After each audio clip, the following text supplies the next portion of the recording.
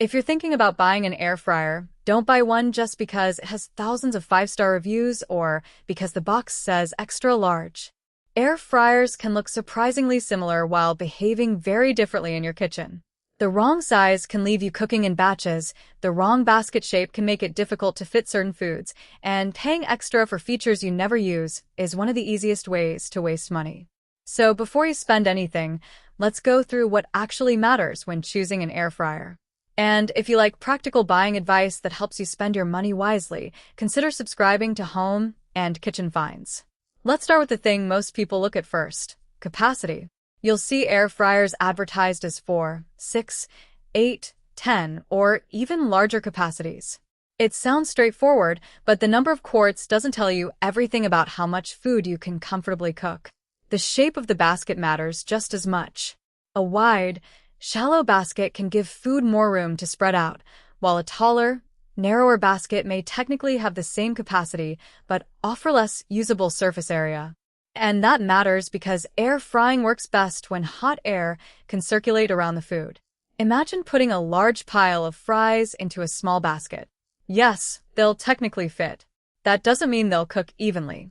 Some pieces may be crispy while others underneath remain soft. So instead of asking, "How many quarts is this?" ask, "How much food can I spread out in this basket without overcrowding it?" For one person, something around 2 to 4 quarts may be perfectly adequate.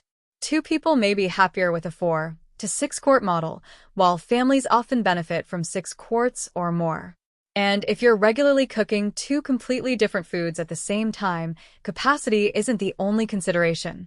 That's when dual basket models become interesting.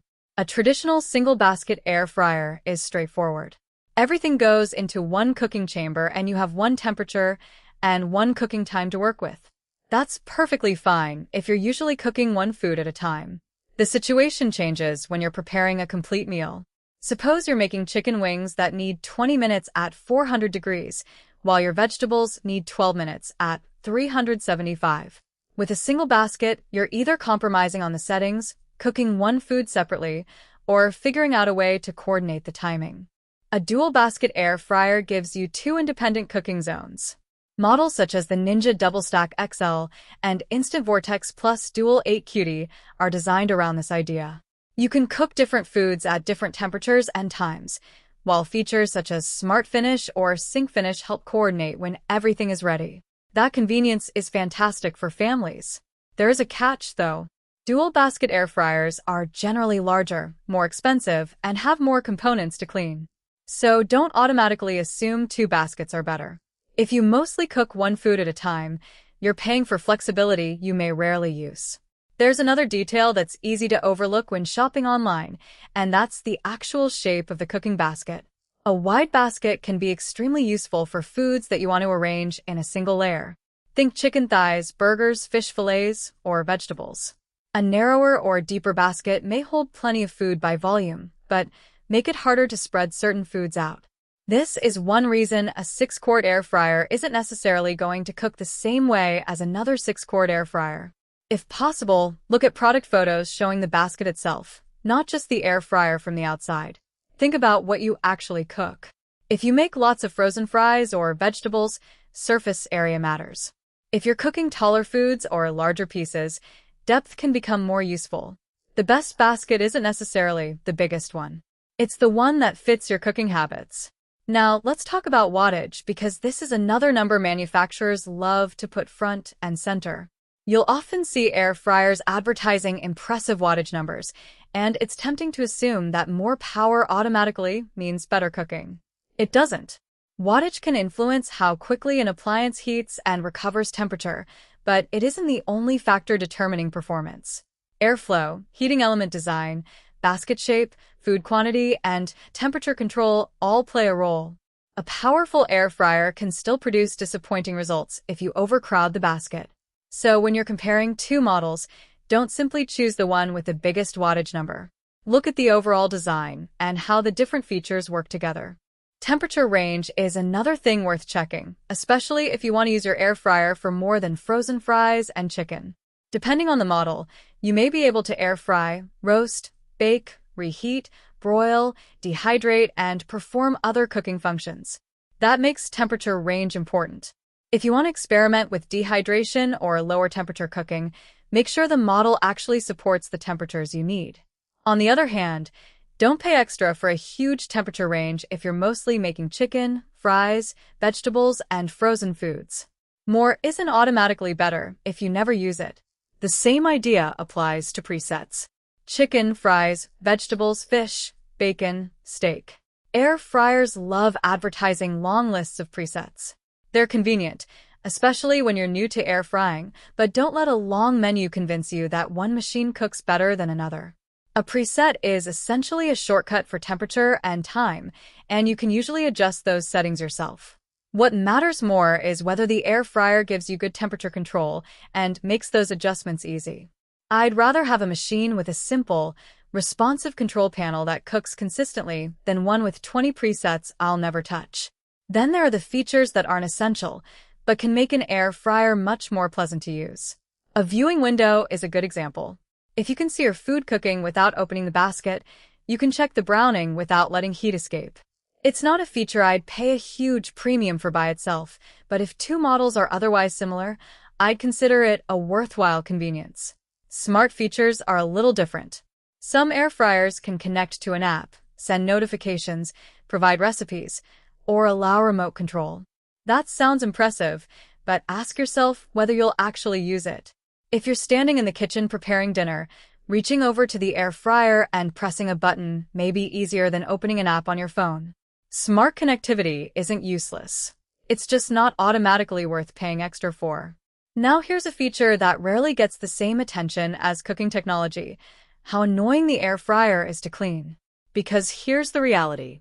If an air fryer cooks beautifully but takes forever to clean, you may eventually stop using it. Look for removable baskets and trays that are easy to access and clean. Dishwasher-safe components can make life easier, although you should always follow the manufacturer's care instructions rather than assuming every part belongs in the dishwasher. Also pay attention to the basket shape. Deep corners and awkward surfaces can make grease and food residue harder to remove.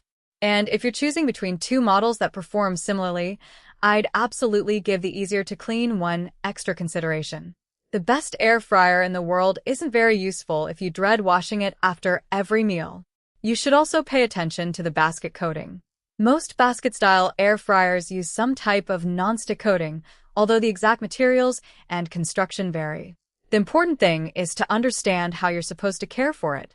Metal utensils, abrasive cleaning tools, and rough handling can damage some coatings over time. If you're someone who wants an appliance that can take a lot of abuse, look closely at the manufacturer's care instructions before buying. And remember that dishwasher safe doesn't mean you should ignore all other cleaning guidance. A little care can go a long way toward keeping the basket in good condition. There's one more thing I really want you to think about before buying, and that's where you're actually going to put the air fryer. This sounds obvious until the air fryer arrives. Measure your counter, not just the width. Think about depth, height, and the space around the appliance. Some air fryers have vents that need clearance, and you don't want to wedge one underneath a cabinet with nowhere for hot air to escape. This is particularly important with large dual basket and oven-style models. A model that looks reasonable in an Amazon photo can feel enormous once it's sitting beside your coffee maker, blender, and toaster. If counter space is limited, a smaller model can sometimes be a better purchase even if you technically have enough cooking needs to justify a larger one. And that brings us to the question of whether you should actually spend more money on an air fryer. Do you need to spend $150 or more? Not necessarily. If you're mainly cooking frozen foods, vegetables, chicken, and simple meals, a reasonably priced model can do an excellent job. Spending more starts to make sense when you're paying for something you'll actually use. Maybe you need 2 cooking zones. Maybe you cook large meals regularly. Maybe you want an air fryer oven with additional functions. Maybe you value a better interface, easier monitoring, or a larger cooking surface.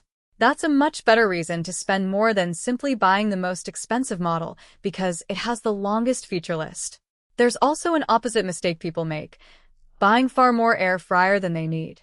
A person living alone doesn't necessarily need a massive dual basket air fryer. If you mostly cook one small portion at a time, a compact model can be faster to use, easier to store, and less intrusive on your counter. The goal isn't to buy the biggest air fryer you can afford. It's to buy the air fryer that matches the way you actually cook. So before you buy, ask yourself 5 simple questions. How many people am I cooking for? What foods do I usually make? Do I need 1 basket or 2? How much counter space do I have? And which features will I genuinely use? Once you answer those questions, choosing becomes much easier. If you're cooking for one, a compact 2 to 4-quart model may be all you need. For a couple or small household, a 4 to 6-quart basket can offer a good balance. Families may benefit from 6 quarts or more, while people who regularly cook different foods at the same time should seriously consider a dual basket model. And if you're looking for an appliance that does more than air frying, an air fryer oven may be worth considering. The best air fryer isn't necessarily the one with the highest wattage, the biggest capacity, or the longest list of presets.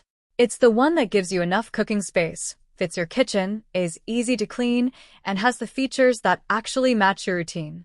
Don't get distracted by impressive numbers on the box. Look at the basket shape. Think about usable cooking space.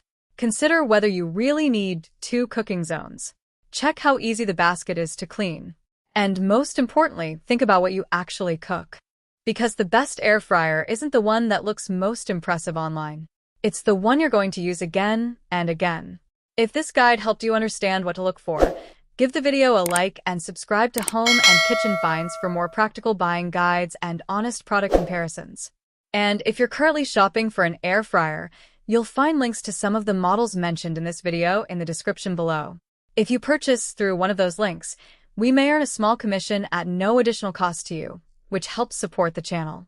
Thanks for watching, and I'll see you in the next video.